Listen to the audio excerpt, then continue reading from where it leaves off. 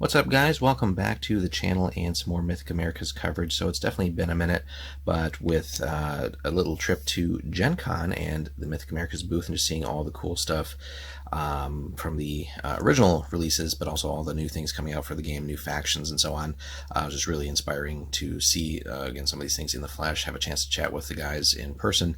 And so we decided to keep plugging away here and get sort of the centerpiece, of course, for our Aztec forces, and that is, of course, going to be Quetzalcoatl. So we're going to get this big beast open for you guys. And, you know, every faction in the game does have something like this, so some sort of massive mythical creature or some other figure, again, just as sort of like a big centerpiece model for the game. And so we're going to get this open up for you guys. We'll sort it out and take a look in detail at what you get. So again, we'll be right back. We're going to take a look at Quetzalcoatl.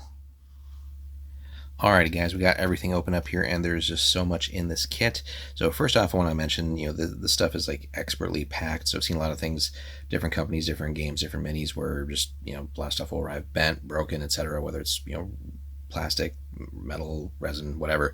But this, given everything that's in here, and it's not, you know, like the largest of boxes or anything, it just like was packed perfectly. So literally no issues there. A little bit of flash here and there, but again, that's nothing to do with packing. That's just resin, etc. itself. But as far as mold lines go and all that, really not that much to clean up, just a little bit here and there.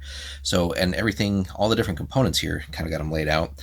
Everything was individually packed in like a little plastic bag, and then a lot of stuff had bubble wrap and everything else around it too. So again, very you can tell they basically took a lot of care in how the stuff is packaged. So, and that's great to see.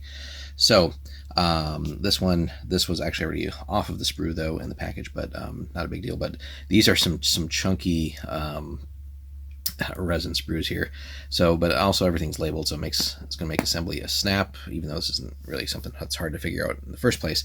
But start off here, so we get a couple of cards. So depending on how we run this, so we got ever changing and ever living. So it's got some pretty cool abilities here. So as far as ever changing goes, you know, after a caster rolls on the miscast table, add or subtract 1 from the miscast result. So that's always an interesting way to be able to modify that and hopefully get to something maybe less harmful. But I like this one in particular, though. So this is going to create some interesting tactics and stuff. So after a friendly caster within 20 of Quetzalcoatl successfully activates, the caster's magic level is increased by +1 to a maximum of 4.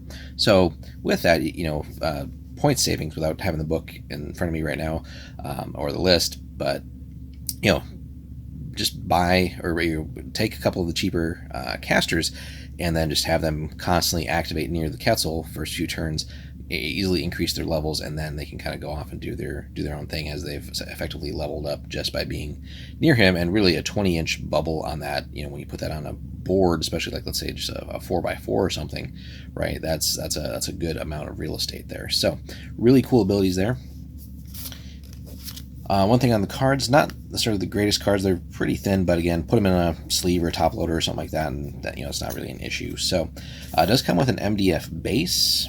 So not really needed though, because this is already on a scenic lip base here, and yeah, it does of course fit perfectly on top, but does seem a bit redundant. I don't think I'm going to bother with it. Again, the resin base is fine as is. And speaking of that, we'll get to that in just a moment. So on the components here, so the wings, and again, exquisite detail here. So, you know, you're definitely getting great value for money on these, especially really because it's probably just going to be, you know, one of these in your forces, unless you're playing just some truly gigantic games or something like that. I guess if you wanted to try and run multiple somehow, or if it was like some other crazy scenario. But anyway, back fins here. Again, a little bit of removal to do certainly on these, but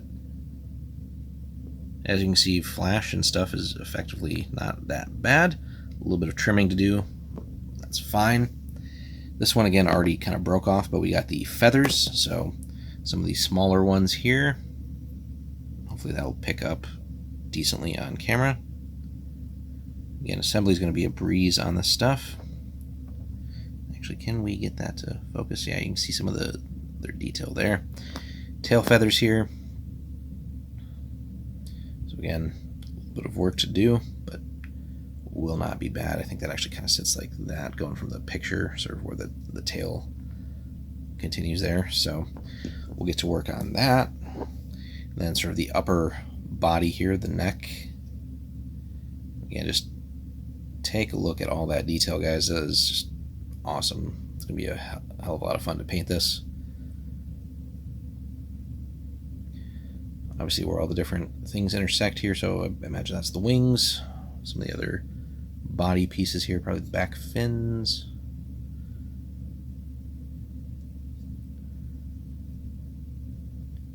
And where the head will connect.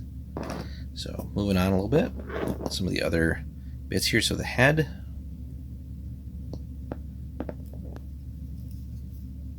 Kind of get both sides here. Again, there is no wasted space on this. Detail is just awesome all around. We haven't even talked about the base yet, the scenic base. And then the other wing. Alright, let's kind of set that stuff aside. And this is, again, this whole thing being like, you know, solid resin, basically. This whole model's got some great weight to it, so as do all the other centerpiece things. But, you know, again, just taking a look at the base, not even, you know, the part of the Quetzal that's actually on this. But, you know, we got like this ruined temple thing going on here. Check out that detail on the base itself. Yeah, like a tree kind of growing into it and above it. And as we get into the actual bits that start to become the Quetzal with its tail.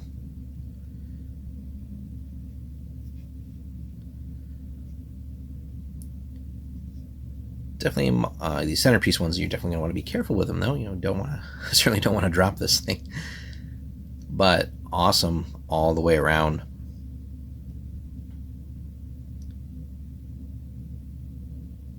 Oh, I didn't even notice that before. Yeah, I got that like sort of ruined face as part of the temple on the top there. Looks like some scratch marks and stuff as well. So possibly from the Quetzal itself. And gonna have to do some trimming in here though, just to make things fit. So that's going to be a little bit of a chore there just to get that out so that everything starts fitting together properly. But again, this is just all kinds of awesome. So guys, if you have not checked out Mythic Americas yet, looking for something different to play, so you know, it's a little bit bigger, I'd say, than a skirmish game. Not quite, you know, certainly by no means like a full army game, so the model count isn't going to be anything overwhelming for you, but something just truly unique in the game space too, because really, as far as I can think of, nothing has really sort of touched sort of Native American lore, North, Central, and South. So there's just so much good stuff for this. You got Aztecs, you got what they call tribal nations, so more like Eastern North America. I think like Iroquois, I guess, would be a rough approximation. What we got? Aztecs, Maya, Incas. We got the Inuit now. Western tribes are coming soon. Then there's a couple of more as well. So just the game is going to keep expanding, and this is really just the beginning. From chatting with the guys at the Mythic booth, so there's several more books actually to come, which again will just drastically increase the factions. They all play unique. They have their own thing that they do, and again, it's part of the features of the game too. We talked about that in some of our earlier videos when we did the unboxing and looked at some of the scenarios and stuff and the magic. You know, you can go basically as far as your path along the way. Again, just, you can go ever living or ever changing, and that will change like the spells you have available to you and just all kinds of other things. So it's really, really neat system. Again, something to check out. So if you're familiar with Warlords of Erewhon, that's kind of where the game engine is based off of. But again, also some similarities to other Warlord games, like bolt action as far as like the dice, like the order dice and stuff like that go. There's just a lot of similarities there. So if you're somewhat vaguely familiar with any of Warlord's other games, you'd probably feel right at home here. But regardless, if you're brand new, haven't had any experience with those yet, it's still a very simple, manageable game to get into, but still a lot of depth to it as well. So definitely check this out, guys. So again, there's just all kinds of great stuff. You got actual human models for it, and then again, some of the more mythological things from the various tribal nations. And again, then each faction has at least one of these big centerpiece models. I think the Aztecs actually have a second one as well, but we decided to get the Quetzal first. So really, really cool stuff, guys. Check it out. We'll put a link in the comments as well for you guys to just either check out the Mythic Americas site itself, Mythico Studios, and also up to Warlord as well. So check that out, guys. Let us know what you think in the comments. Do you play the game already?